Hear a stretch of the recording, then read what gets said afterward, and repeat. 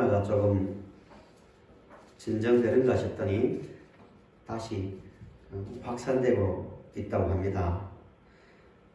요즘 계속 말씀드리지만 코로나뿐만 아니라 신앙생활 하다가 외적 내적 문제가 있거나 어려움이 있을 때 그거는 신앙생활의 기회가 될 수 있습니다. 물론 우리의 태도에 달렸겠죠. 성도들은요, 항상 모든 일을 만날 때 성경으로 돌아가서 생각해야 됩니다. 성경을 통해서 현실을 보는 거예요. 이 평생의 훈련입니다. 쉬운 것 같지만 쉽지 않는 거예요. 눈에 보이는 어떤 현상 넘어서 역사하시는 하나님을 만나려면 성경을 통해서 세상을 보고 또 교회를 보고요. 코로나 가운데서 변화되는 세상 속에서 교회가 교회답게 세워져 가고 있는가? 자기 점검, 그리고 자기를 내면을 보는 거죠. 나는 이 세상을 바르게 살고 있는가? 무엇이 잘못되어 있는지, 또 어떻게 행동해야 될지를 깊이 생각하면 유익한 시간이 될 수 있는 겁니다. 조금 학적으로 말하면 인간론, 구원론, 교회론, 종말론 등 모든 부분들을 우리가 바르게 가고 있고 세워져 있는가를 점검하면 이것만큼 좋은 기회가 없는 거예요. 성경은 하나님의 말씀이죠. 당연한 말씀이죠.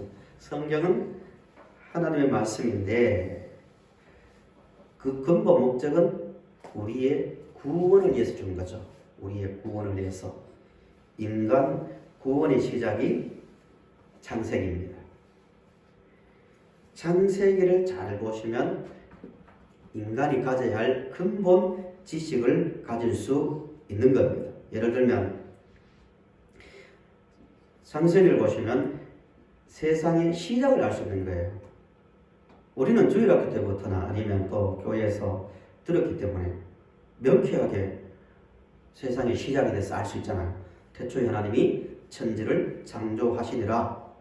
만물보다 먼저 계신 분이 말씀으로 있으라 하심에 세상이 생겼습니다. 알고 있는 거예요. 세상 사람들은 모르거든요. 그러니까 지금까지도 철학의 중요한 논제가 인간은 어떻게 태어났으며 어떻게 만들어졌으며 무엇을 위해 살고 어디로 가는가 모릅니다. 수천 년 동안 논의는 하고 연구는 하지만 전혀 몰라요. 인간을 만드신 하나님께서 말씀해 주지 않으면 알 수 없는 거예요. 목적이 없는 거죠. 자기는 목적이 있다고 해요. 나는 목적을 가지고 산다고. 나는 이렇게 산다고 하지만 성경을 가지고 볼 때는 그건 다른 목적도 아니고 다른 인생관을 가질 수 없는 겁니다. 창세기를 기록할 당시에 세상 모든 나라가 해를 섬기고 달을 섬기고 별을 섬기고 심지어 동물까지 섬겼잖아요. 우리나라도 마찬가지잖아요. 타락한 인간에게 나타나는 본능이잖아요. 모든 나라가 해와 달과 별과 짐승을 섬겼지만 유일하게 한 나라 이집트에서 나온 하나님의 백성들은 그런 것을 섬기지 않았습니다. 왜 그게 가능했을까요? 그 나라만 이집트의 노예로 있었던 하나님의 백성들만 천문학이 발전했거나 과학이 발전해서 야야 우리 달나라가 봤는데 태양을 연구해 봤는데 그거는 그냥 물질이야. 섬김의 대상이야. 아니야. 이렇게 말했을까요? 그 당시에요. 정말 놀라운 그 사상이자 놀라운 사건입니다. 해와 달과 별들을 섬기지 않고 그것을 인간을 위해 주신, 인간이 사용하라고 주신 하나의 물질이라고 볼 수 있었던 것은요, 엄청난 지식입니다. 자연과학이 발전해서 그런 게 아니라 창세기 1장에 있는 대로 하나님께서 작은 광명, 큰 광명, 이 말씀으로 하늘에 떠 있는 해와 달을 규정하고 있는 거예요. 엄청난 근본 지식이죠. 창세기를 보시면 인간의 시작, 우주의 시작, 또 모든 만물의 시작, 특별히 오늘 보실 죽음의 시작까지도 다 말해주고 있거든요. 이 근본 지식이에요.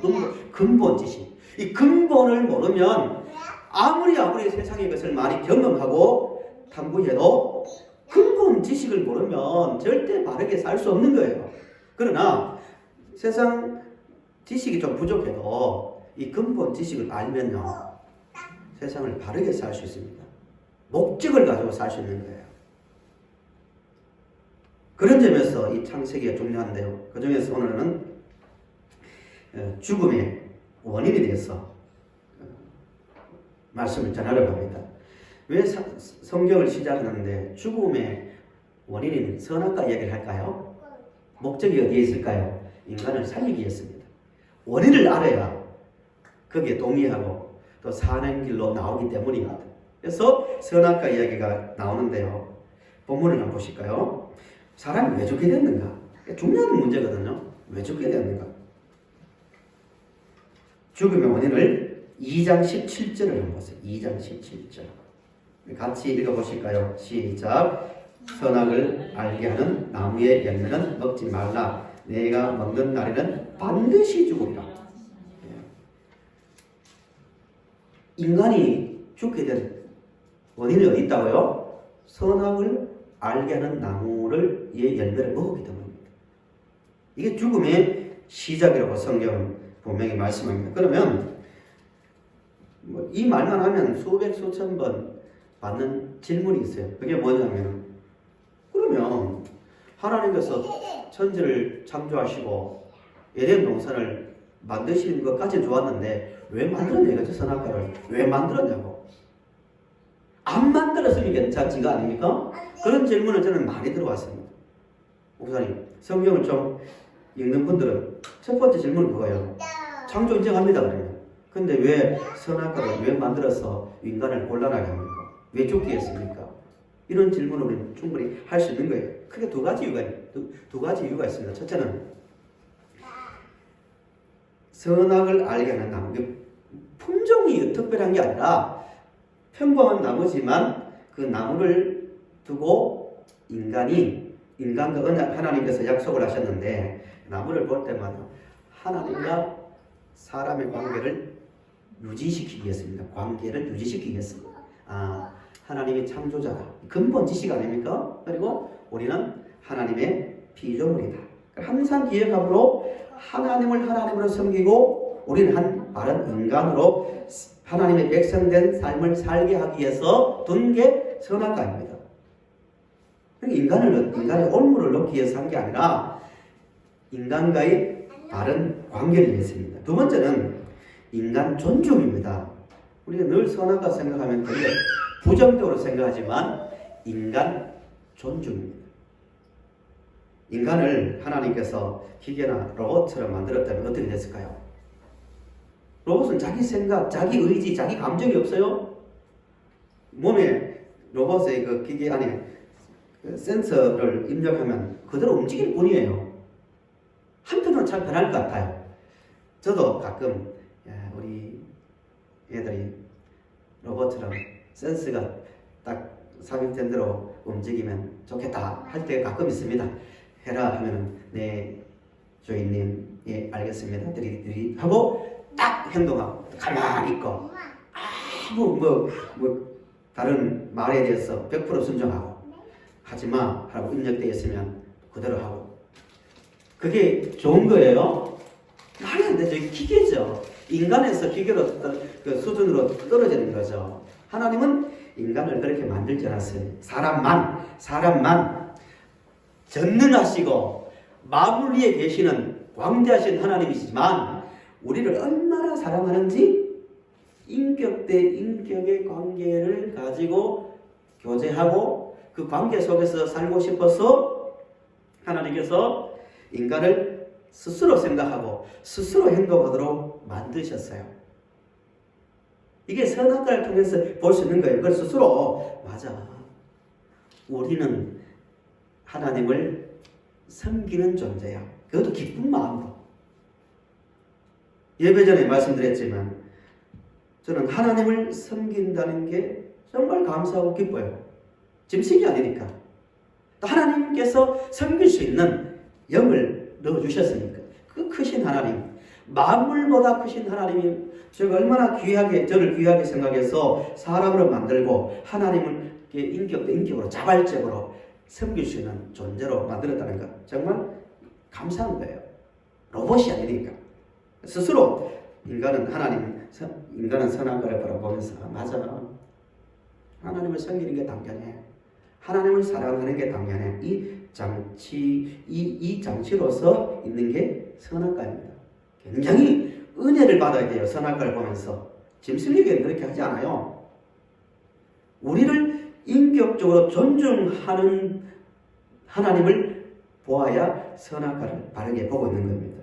그런데 문제는 이렇게 자발적으로 하나님을 섬기고 하나님과 교통해야 될 인간이 선악을 알게 하는 나무를 열매를 먹게 됩니다.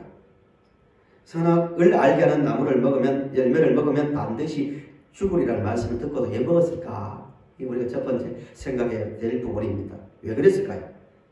하와가 뱀이 유혹해 올 때 뱀은 계시록 20장 2절에 있는 말씀대로 옛 뱀, 사탄이라죠.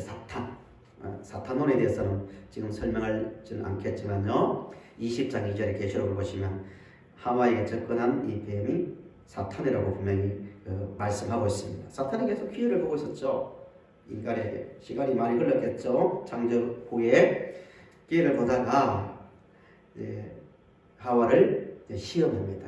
그러니까 사탄이 시험해서 아담과 하와가 하나님의 말씀을 어기고 선악과를 먹은 게 아니라 그 전에 하와의 마음이 잘못되어 있다는 거예요.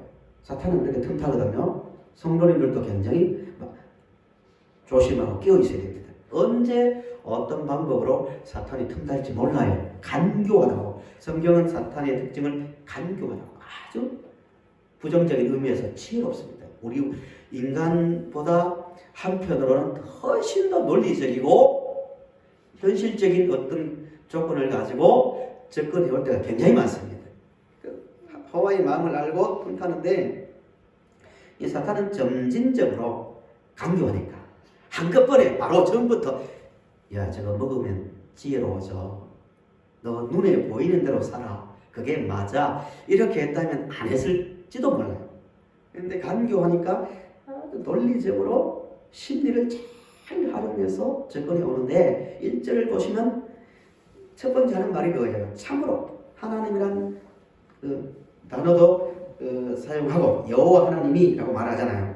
간교한데 참으로 모든 나무의 열매를 먹지 말라 하더냐. 모든 나무를 합니다. 하나님은 그렇게 말씀하지 않았거든요. 선악을 알게 하는 나무만 안 먹으면 돼요. 모든 나무의 열매를 먹지 말라 하더냐. 이 말은 하와의 마음을 건드리고 있는 거예요. 하나님은 인간을 통제하는 존재라고 생각하는 거예요. 인본주의가 외치는 가장 큰 내용 중에 하나죠. 신으로부터 자유 아닙니까? 인간의 주인이다. 그래서 3절을 보시면 우리 3절을 또 같이 읽어보실까요? 같이 시작.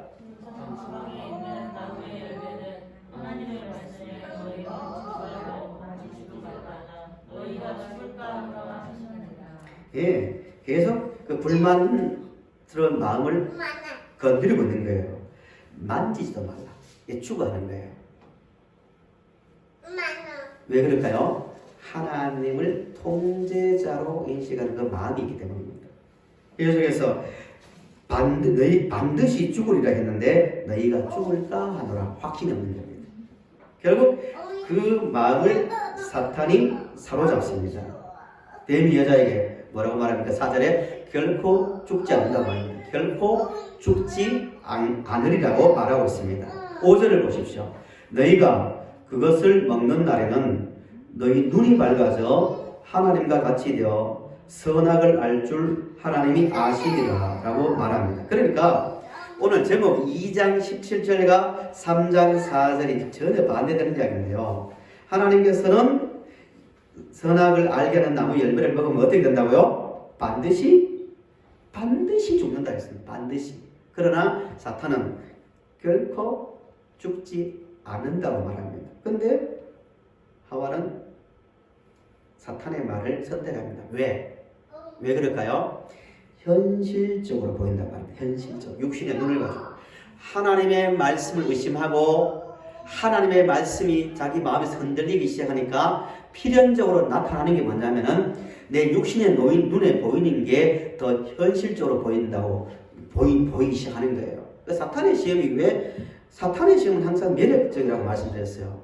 사탄의 시험은 마음을 불편하게 하거나 내 마음을 복잡하게 하잖아요.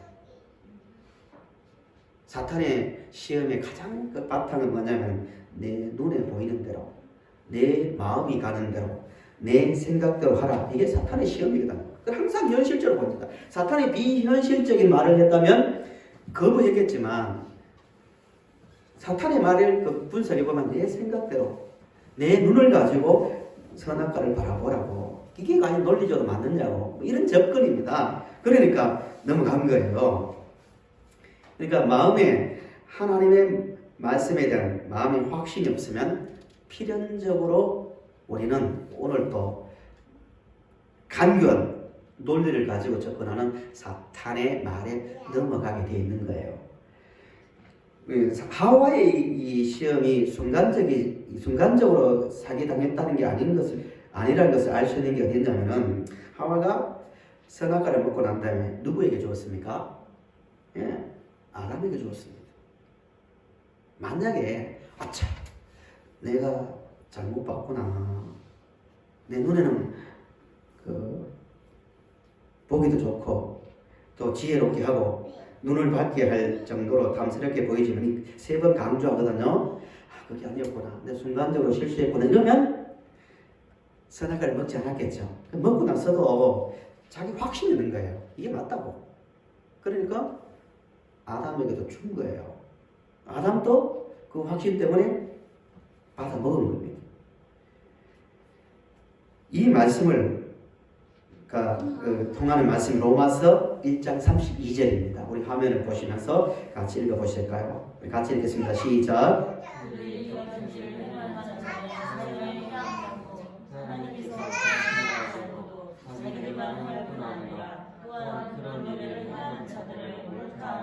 아멘. 이 같은 일은 하나님의 말씀을 거부하는 게 사형에 해당한다. 반드시 죽는다는 것을 알고도 듣고도 자기만 행하면 문제가 또 덜하겠지만 자기들만 행할 뿐 아니라 또한 그런 일을 행하는 자들을 옳다라고 말하면 되겠다는 거예요. 왜 그럼 자기만 행하지 않고 남들에게도 그렇게 맞다고 말할까요? 자기 확신이 생기는 거예요. 시험에 들면 그게 무서운 거예요. 자기 내면의 어떤 문제, 개인의 문제를 가지고도요. 어떤 문제를 생각하잖아요. 처음에는 말씀을 가지고 생각하겠죠. 하나님 좀 도와주세요. 내가 이렇게 약합니다. 이렇게 생각하겠죠. 보통 성도라면. 근데 이게 계속 가다 보면은 말씀에 대한 하나님께서 나를 사랑하고 있다. 나를 붙들고 있다. 나를 책임지시는 분이다는 확신이 약해지면 중립지대에 가는 게 아니라 육신의 눈에 잡히기 시작하면서 자기 생각이 이론화되는 거예요. 그렇다. 내 생각이 맞아. 내가 걱정하고 내가 고민하는 게 이게 가장 현실적인 거야. 이전에 신앙적인 것은 감정적인 거고 추상적으로 보기 시작하는 거예요. 이게 맞아. 내 인생은 이런 거야 하면서 이론화되고 이게 좀 논리화되고 이게 체계화되면은 자기 삶이 육신적 삶으로 이제 잡히기 시작하는 거예요. 이게 맞게 되는 거예요. 확신에 잡히기 시작하는 거예요. 그러니까 이게 다른 사람에게도 의식 중에 무의식 중에 불신앙적 말을 하게 되고 이게 다수가 되면 이게 사상이 되는 거죠. 이게 무서운 겁니다. 하와만 그런 게 아니라 아담까지도 넘어가게 된 근본적 그 이유입니다. 선악을 알게 한 나무의 열매를 먹고 난 다음에 결과가 2장 17절대로 당연히 이제 반드시 죽으리라는 말씀대로 죽게 됩니다. 그러니까 하나님의 말씀, 그러니까 죄의 시작, 죽음의 시작은 눈에 보이지 않지만 지금도 일하시는, 존재하시는 하나님을 믿지 못하고 하나님의 말씀대로 살지 못하는 그 순간부터 인간에게는 죽음의 현상이 들어오는 거예요. 그 죽음의 현상은 본문에서 몇 부분으로 말하고 있지만 간단하게 말씀드리면 두 가지 부분에서 나타납니다. 첫째는 하나님과 인간의 관계가 끼어집니다. 이전에는 하나님 은혜가 내 감정으로 생각으로 들어오고 이해가 되고 또 기뻐하고 이런 하나님 존재에 대한 확신이 끼어지니까 이제 두려움이 오는 거예요. 하나님께서 아무 말씀도 안 하셨는데 인간이 죄를 지어놓고 하나님을 멀리하기 시작하는 거예요. 두려움이 오는 거예요. 관계가 깨진 거예요. 그것만 있었습니까? 사람과 사람의 관계가 이제 흔들리기 시작하는 거예요. 하나님께서 하와에게, 아담에게 또 하와에게 찾아와서 왜 먹었냐 할 때 누구를 끌어들입니까? 하나님 만드신 저 여자 때문에 책임을 자신에게 돌리는 것이 아니라 다른 데서 찾기 시작하는 거예요. 관계가 끼어지기 시작하는 겁니다. 그래서 결국 하나님과 관계, 인간의 관계가 무너짐으로 인간은 불행하게 되고요. 불만족, 두려움, 미움, 살인 이런 것이 이제 들어오기 시작하는 거예요. 이게 죽음의 현상입니다. 로마서 1장을 보시면 하나님과 관계가 끼어진 인간에게 나타나는 그 죽음의 현상을 길게 설명하고 있습니다. 시간 나실 때 한번 보시기 바랍니다. 이제 말씀의 이제 결론입니다. 한 인간이 죽음이 아닌 사는 길은 창세기 1장과 2장에 있는 말씀대로 기록된 근원, 이 근본 지식을 가지고 하나님을 바라보고 자신을 바라보는 것입니다. 우리 자신을 한번 돌아보십시오. 지금 이 순간에 성도님들에게 있어서 하나님은 누구십니까? 어떤 분으로 인정하며 살고 있는가의 문제입니다. 정말 내 가진 모든 문제와 현실 속에서 지금 이 순간에 하나님은 누구로 알고 있고 하나님을 누구로 알고 있고 어떤 존재로 섬기며 살고 있는가를 생각해 보시고요. 내 인생의 모든 판단의 기준이 하나님의 말씀인지 내 눈에 보이는 것인지를 생각해 보시기 바랍니다. 하나님께서요, 우리를 사랑하기 때문에 우리는 성도 아닙니까? 우리가 하와와 아담이 빠졌던 그런 그 죄가 아닌 보이지 않지만 살아계시는 하나님을 믿고 살아가는 사람으로 만들기 위해서 평생을 우리를 끌어가실 겁니다. 아브라함 이야기를 자주 말씀을 드리는데요. 아브라함이 믿음으로 살아가는 사람의 샘플 아닙니까? 처음에 부름을 받을 때 이렇게 말하고 있습니다. 당시의 문화로서는, 당시의 어떤 과학이나 문화적 수준으로 봐서는 최고로 발달한 그 곳에 살았던 아브라함에게 하나님께서 너 고향 전적 아비집을 떠나라 할 때 창세기 12장 4절에 뭐라고 말하냐면 여호와의 말씀을 따라갔다고 말합니다. 따라 하실까요? 여호와의 말씀을 따라갔다. 예, 여호와의 말씀을 따라갔대요. 아브라함 머릿속에는 순간적으로 그냥 꿈 한번 꾸고 이렇게 살아서 안 되겠다가 아니라 하나님이 누구신지를 알고 그 믿음 안에서 눈에 보이는 것을 버리고 하나님이 명하신 곳으로 나간 거예요. 이게 믿음입니다. 그러나 사람이기 때문에 중간중간에 많은 위기를 만나죠. 눈에 보이는 것에 의해서 두려움에 잡히고 괴로운 감정에 잡히고 혼란에 빠지기도 합니다. 사람이니까. 그러나 하나님은 아브라함을 놓지 않고 계속 삶의 경험을 통해서 스스로 이런 말을 하도록 합니다. 아, 맞구나. 내가 실수해서 거짓말도 하고 내가 두려움에 잡혀 있었지만 그 순간에도 하나님은 고향 친척 아비집을 떠나라. 내가 지시할 땅으로 가라. 그곳에서 너에게 많은 복을 준다. 그 말을 이루고 계시는 분이구나를 조금씩 경험하면서 마지막 단계가 자기 아들 이삭을 바치는 자리까지 갔다고 말씀드렸습니다. 말도 안 되죠. 육신의 눈을 가지고 보면 말도 안 되죠. 그게 가능한 얘기입니까? 그런데도 간단하게 말합니다. 걱정 마라. 자기 아들에게 너를 대신해서 바칠 제물을 하나님께서 준비하셨다. 그리고 너를 죽여도 다시 살린다. 그 확신은 어디에서 났습니까?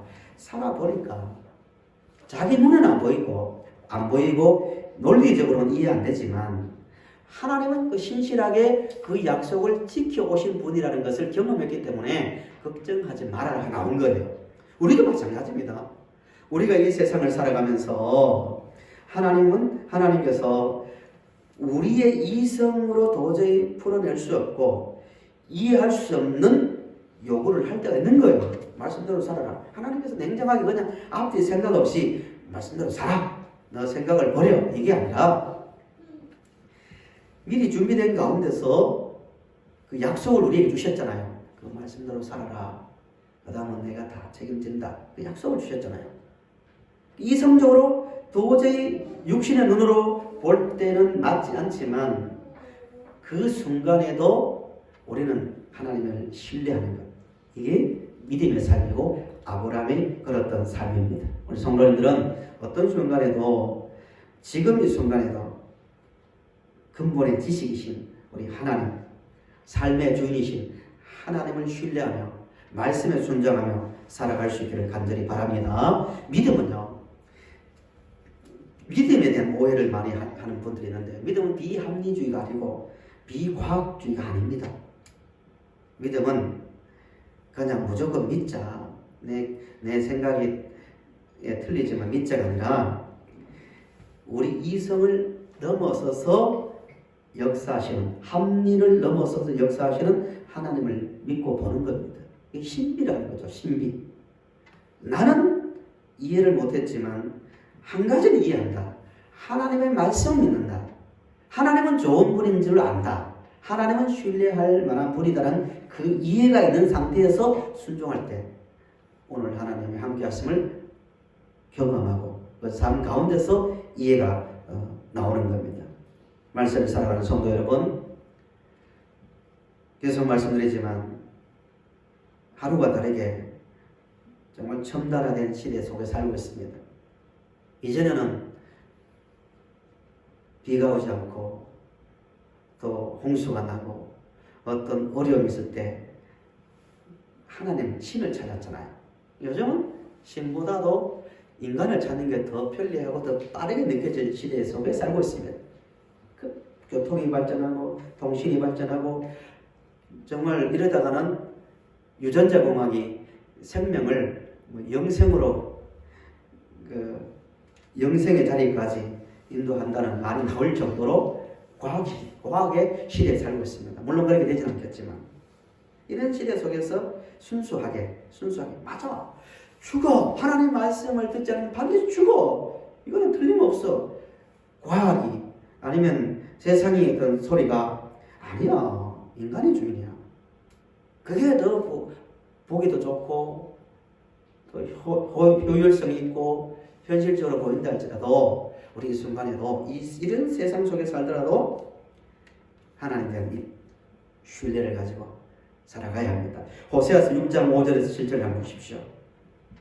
호세아 시대나 또 바울이 사역한 시대나 늘 인간은 이런 어려움에 빠졌습니다. 우리 같이 읽어보실까요? 시작. 그러므로 내가 선지자들로 그들을 치고 내 입의 말로 그들을 죽였노니 내 심판은 빛처럼 나오느니라. 나는 인애를 원하고 제사를 원하지 아니하며 번제보다 하나님을 아는 것을 원하노라. 그들은 아담처럼 언약을 어기고 거기에서 나를 반역하였느니라. 호세아 시대에는 풍요로운 시대였지만 철저하게 하나님을 거부하고 자기 육신의 욕망을 따라 살아가면서 인애도 끼어지고 또 사람을 사랑하는 그 관계도 다 끼어지는 육신의 삶의 시대였습니다. 아담처럼 보이지 않으니까 하나님이 보이지 않으니까 자기 눈에 육신의 눈으로 살았다는 거예요. 고린도후서 11장 3절도 마찬가지입니다. 제가 읽어보겠습니다. 뱀이 그 간계로 하와를 미혹한 것 같이 너희 마음이 그리스도를 향하는 진실함과 깨끗함에서 떠나 부패할까 두려워하라 라고 말하고 있습니다. 말씀을 생각하면 아담과 하와에게만 간교한 사탄이 접근하는 것이 아니라 오늘 우리에게도 다양한 방법으로 접근한다는 사실을 알고 정신을 차리고 철저하게 맞아 하나님의 말씀대로 사는 것이 진정한 사는 길이라는 확신을 가지고 눈에 보이는 것이 아니라 말씀을 따라 살아가는 성도님들이 되시길 바랍니다. 기도드리겠습니다.